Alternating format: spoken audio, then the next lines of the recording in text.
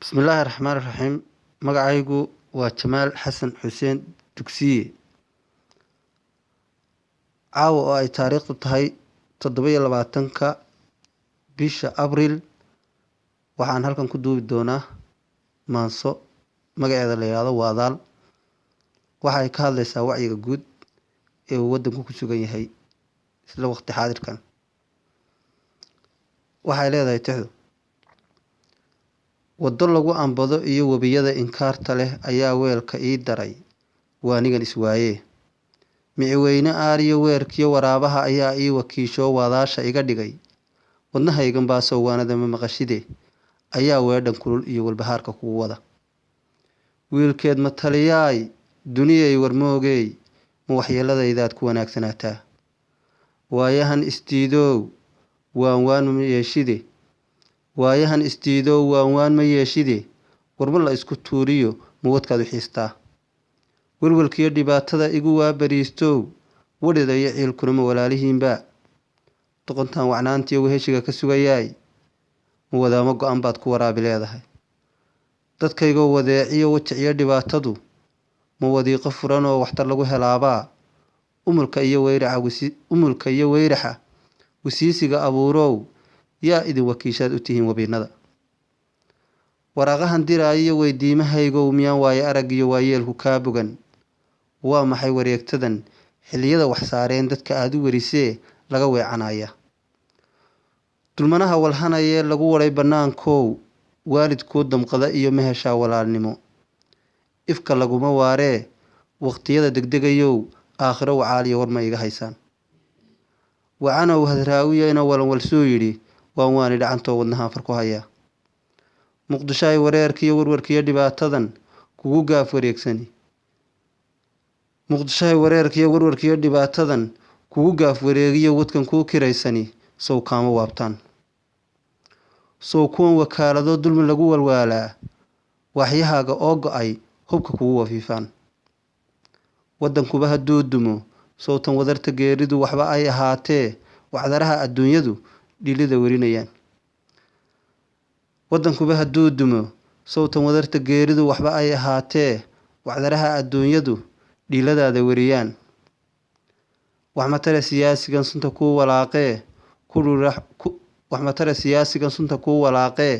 ku wirwira xumaantee, isagoo ku kala wada waad waari doontaa. Kugu waaninayee hebel waa wahaabiyo, ku yidhaa anaa wacan. Wajaqma ku daalee waxa ay wadaan iyo talo webiga yaa weyn. Wacadkii ilaahiyo sowtan ay wallaahidu waxba ay ahaatee wastareenka Yurubiyo gaalada warkoodii weeye ay yidhaahdeen. Alla wagar adduunyooy nololay waxba ha tarin, yaa waaranka u jaray cadligiyo wanaaggii. Axdiyow ku waayey xaggee wii ka leedahay, yaa wabarka tuugga aweysada u qaad yidhi, sowtan uu waddanigii waaxyaha intuu jaray weerarada u galay. Dhagartii wadaadkiyo sowtan waadi xoog badan dhiig iga waraabsheen. Xaqa webiyeyow toos, cadliyow wax sheeg noqo.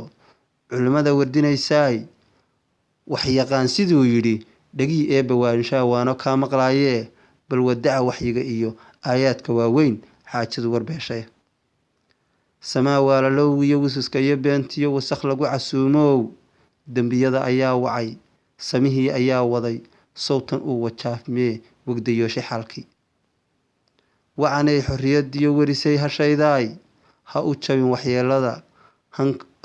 waxyeelada wanka macasha weyn iyo nin warmoogi kugu habay. Dar wadaagay sharaf iyo waabaa iftiimiye, ha ka didin wuxuushtiyo dar aan waayo soo jirin xumahay walaaqdeen, iyagaa wahyo ciil walkadaad ka qaadiya. Waayeel durduriyow xaqa waraf ku didisoo, dulmi waardiyeysaye waxaraa ugeybkiyo weyluhu siday fali. Keligii waddani iyo isla weyni badaneey, waqtiyadii la soo maray wax ku qaadan mayside waayaha balfaallay. Haddii doogsin walacliyo waqal hooray kuu da-ay, waageer abaariyo ninbaa ceel wiyeerkii weysada ka dhaansada. Weylaalis baraliyo ruux waali kuu dhigay, waxaad siisay daayo adigoon hal weydiin inaad weerar joogto ah ku wadaan madowba. ninka geedka waabtee weer dhiig la qaatow waratadan bal weydii waxay wada lahay ninka geedka waabtee weer dhiig la qaatow waratadan bal